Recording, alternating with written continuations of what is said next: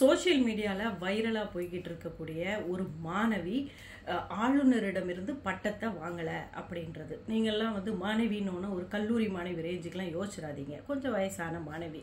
இவங்க யார் அப்படின்னு பார்த்தா, நெல்லை மனோன்மணியம் சுந்தரனார் பல்கலைக்கழகத்துல பட்டமளிப்பு விழால ஆளுநர் கையிலிருந்து நான் பட்டத்தை வாங்க மாட்டேன் அப்படின்னு சொன்னேன். நாகர்கோயில் திமுக மாநகர துணை செயலாளர் அவருடைய மனைவி, அதாவது அவர் ராஜன், அவருடைய மனைவி இந்த ஜூன் ஜோசப் அவர்கள். இவங்க ஆளுநர் கையில வாங்க மாட்டேன், அவரோட பெரியவங்களாம் இருக்காங்க, முதலமைச்சர் இருக்காங்க, துணை முதல்வர்லாம் இருக்காங்க, அவங்க கையில நான் வாங்குறதா எனக்கு பெருமை, ஏன்னா நான் திராவிட மாடல் அப்படின்னு ரொம்ப பெருமையா சொல்லியிருக்காங்க. கல்வி நிலையங்கள்ல அண்ணாமலை அவர்கள் தெளிவா சொல்லியிருக்காங்க. கல்வி நிலையங்கள்ல இந்த மாதிரி அரசியல், அந்த திமுகவை சேர்ந்தவர்கள் அரசியல் பண்றது முழுக்க முழுக்க தவறானது. இதை முதலமைச்சர் கண்டிக்கணும். தமிழகத்துல கூட தான் திமுக பிடிக்காதவங்க எத்தனையோ பேர் இருக்காங்க. அதுக்காக நம்ம தமிழகத்தை விட்டு காலி பண்ணிட்டு போலாமா? இல்லை நாங்க வேற மாதிரி செயல்பாட்டை காமிச்சா முதலமைச்சர் மூஞ்சை எங்க கொண்டு வச்சுப்பாருன்னு சொல்லி காரசாரமா அவருடைய எக்ஸ் தளத்துல பதிவிட்டிருக்காரு நமது அண்ணாமலை அவர்கள். நான் கேட்கிறேன், இந்த ஜூன் ஜோசப் அவர்கள் கன்னியாகுமரி மாவட்டத்தில் இருக்கக்கூடிய மாணவிகளை படிப்புல ரொம்ப ஷார்ப்பும்பாங்க. எனக்கு இவருடைய பட்டம் எப்படி வந்ததுன்னு கொஞ்சம் ஆராய்ச்சி பண்ணா சரி நல்லா இருக்கும். ஏன்னா இவர்களுடைய ஹிஸ்டரியை நோண்ட ஆரம்பிச்சிட்டாங்க நம்ம ஆளுங்க. சோசியல் மீடியாலெல்லாம் பார்த்து அவங்களுக்கு என்ன பெயர், பட்ட பெயர், எப்படி வந்தார்கள், எங்க ஊழல் பண்ணாங்க, லஞ்ச ஒழிப்புல இருந்து அவங்களுக்கு வழக்கு இருக்கா, எல்லாத்தையும் தொலைவிட்டாங்க. இப்படிப்பட்ட பேக்ரவுண்ட்ல இருந்த இந்த பெண்மணி இப்படி ஒரு கான்ட்ரவர்சியை ஏற்படுத்தி இருக்கிறவங்க உண்மையாவே படிச்சுதான் பட்டம் வாங்கியிருக்காங்களான்றத நீங்க கண்டிப்பா செக் பண்ணணும். அது மட்டும் இல்ல, ஆளுநர் கையில நீ பட்டம் வாங்காதது உனக்கு பெருமையாக இருக்கலாம், ஆனா நல்ல வேலை அவர் உன்ன மாதிரி ஆளுங்களுக்கு பட்டம் கொடுக்காதது அவருக்கு நல்ல.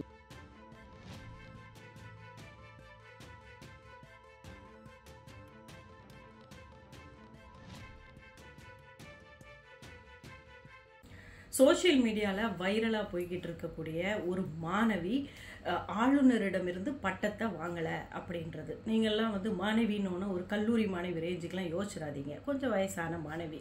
இவங்க யார் அப்படின்னு பார்த்தா, நெல்லை மனோன்மணியம் சுந்தரனார் பல்கலைக்கழகத்துல பட்டமளிப்பு விழால ஆளுநர் கையிலிருந்து நான் பட்டத்தை வாங்க மாட்டேன் அப்படின்னு சொன்னேன்.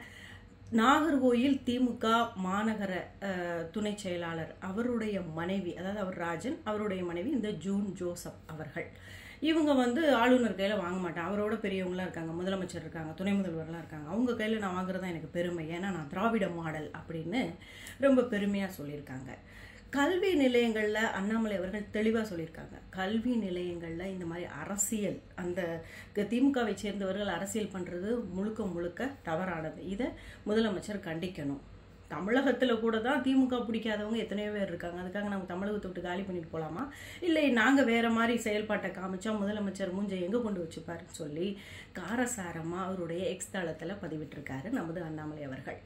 நான் கேட்கிறேன், இந்த ஜூன் ஜோசப் அவர்கள் கன்னியாகுமரி மாவட்டத்தில் இருக்கக்கூடிய மாணவிகளை படிப்புல ரொம்ப ஷார்ப்பும்பாங்க. எனக்கு இவருடைய பட்டம் எப்படி வந்ததுன்னு கொஞ்சம் ஆராய்ச்சி பண்ணா சரி நல்லா இருக்கும். ஏன்னா இவர்களுடைய ஹிஸ்டரியை நோண்ட ஆரம்பிச்சிட்டாங்க நம்ம ஆளுங்க. சோசியல் மீடியாலெல்லாம் பார்த்து அவங்களுக்கு என்ன பெயர், பட்ட பெயர், எப்படி வந்தார்கள், எங்க ஊழல் பண்ணாங்க, லஞ்ச ஒழிப்புல இருந்து அவங்களுக்கு வழக்கு இருக்கா, எல்லாத்தையும் தொலைவிட்டாங்க. இப்படிப்பட்ட பேக்ரவுண்ட்ல இருந்த இந்த பெண்மணி இப்படி ஒரு கான்ட்ரவர்சியை ஏற்படுத்தி இருக்கிறவங்க உண்மையாவே படிச்சுதான் பட்டம் வாங்கியிருக்காங்களான்றத நீங்க கண்டிப்பா செக் பண்ணணும். அது மட்டும் இல்ல, ஆளுநர் கையில நீ பட்டம் வாங்காதது உனக்கு பெருமையாக இருக்கலாம், ஆனா நல்ல வேலை அவர் உன்ன மாதிரி ஆளுங்களுக்கு பட்டம் கொடுக்காதது அவருக்கு நல்ல.